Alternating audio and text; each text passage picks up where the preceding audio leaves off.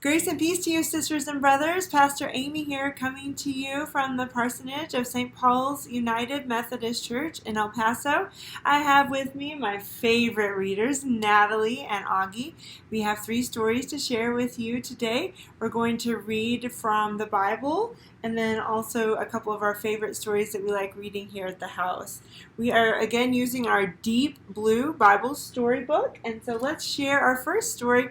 This is from Luke chapter 8. We're going to talk about the early church and some of the things that Jesus did with the followers in the early church. So when Jesus was preaching, Jesus traveled to many towns, and everywhere that Jesus went, he told people about God's love. Jesus traveled with 12 friends. Jesus' 12 friends helped Jesus tell people about God's love.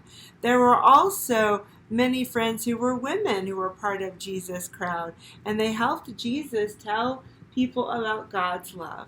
The women's names were Mary Magdalene, Joanna, and Susanna.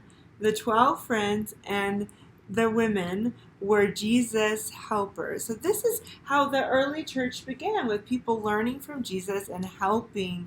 And there were men and women who were leading the church from the very beginning. Cool. It is cool. So we have a couple of stories, so let's sit up straight and take deep breaths and get ready.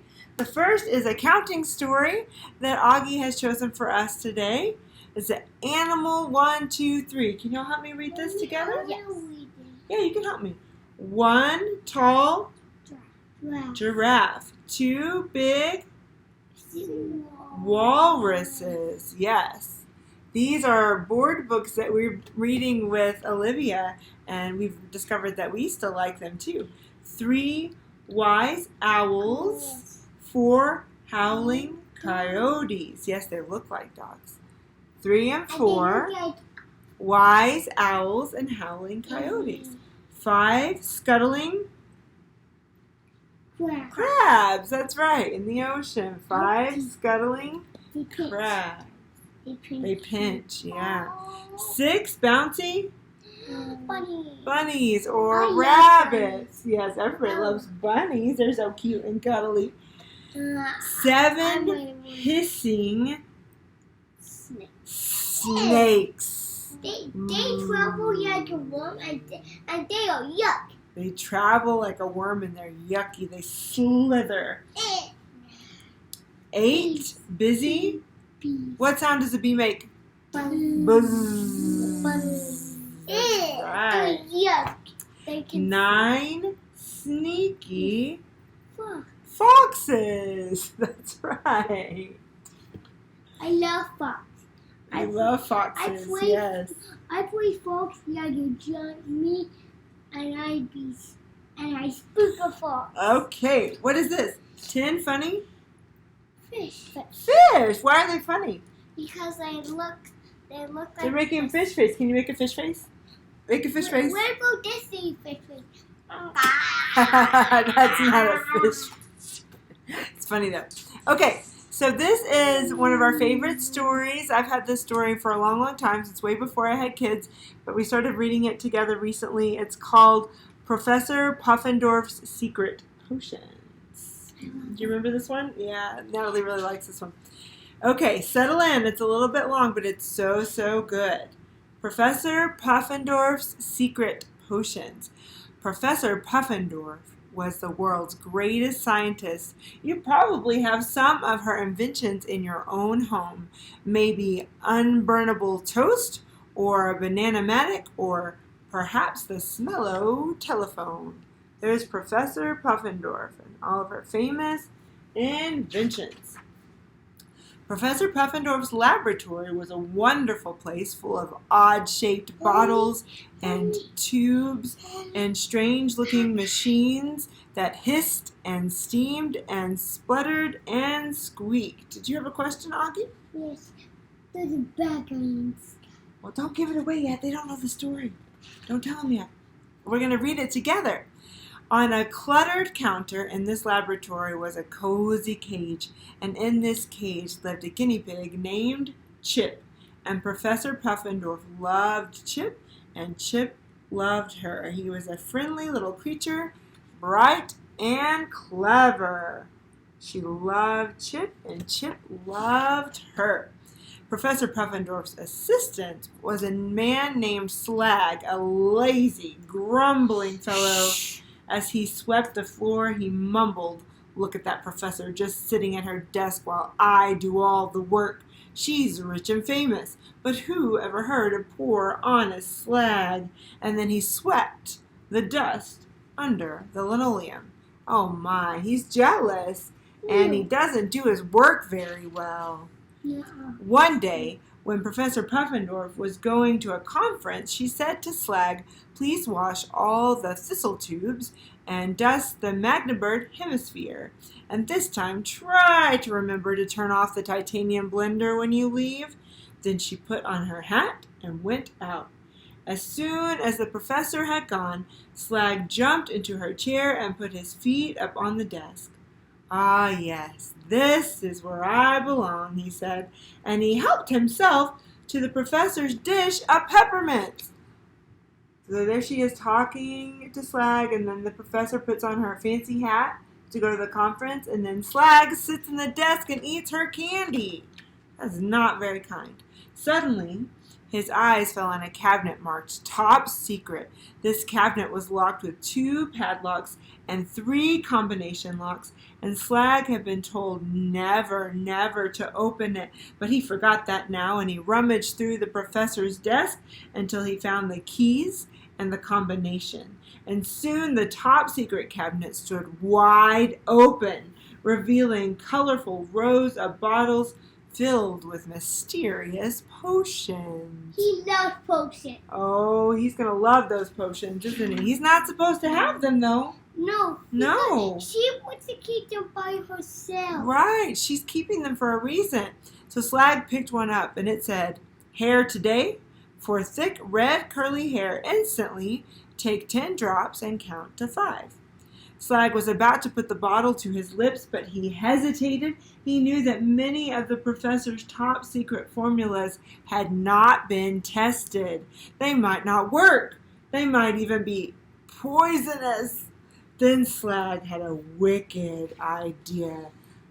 Oh no. He could do on Chip. Oh, you think so? Try it on the guinea pig first. He measured 10 drops into Chip's water bottle. "Oh, Chippy," he called, "tea time." And as Chip drank the potion, Slag counted anxiously to 5. Can you count with me? 1, 2, 3, 4, 5. It worked! Chip's furry little head was suddenly covered with thick, red, curly hair. So here he is trying to give the potion to Chip and counting to 5. And then here is Chip with the curly hair. Slag began to prance around the laboratory, clapping his hands and singing, "I'll be rich, I'll be rich, at last I'll be rich." He knew that many people would pay a great deal of money for hair today, so Slag decided to steal the formula from Professor Puffendorf. Slag went back to the top secret cabinet to see what else he could steal. The next bottle said, "Sweet song for a beautiful voice, 6 drops, and count to 5. Slag brought the bottle to Chip's cage and gave him 6 drops, and then he counted. Can you count with me to 5? 1, 2, 3, 4, 5. And look, Chip is actually catching on here. He thinks this is a good idea. He's ready to try it. Okay. It worked! Chip began to sing with a voice so rich and melodious that tears came into Slag's eyes. Can you sing? I don't know what he's singing What? there. He's singing It's a guinea pig. He's singing lullaby. A lullaby. La la la la. Slag could hardly believe his luck, Auggie. Why, the cabinet must be filled with rare and wonderful inventions, secret potions, Natalie, that would make him rich for the rest of his life. Now, thought Slag, I will finally get what I deserve. Oh, let's see. There's Chip singing. Yeah, beautiful voice now. Uh-oh, Auggie. He went to try a 3rd bottle. This one said, "Best wish. 1 drop and count to 5. Your heart's fondest wish, best wish, favorite wish will come true. Slag's greedy eyes nearly popped out of his head. Best wish? Why, this is all I need. I'll just wish to be rich and famous, and I know I'll wish to be the boss. No, the mayor. No. I'll wish to be the king. But just as he was about to swallow the potion, he remembered it might not have been tested. Better give some to Chip first. So we see some of Slag's dreams here.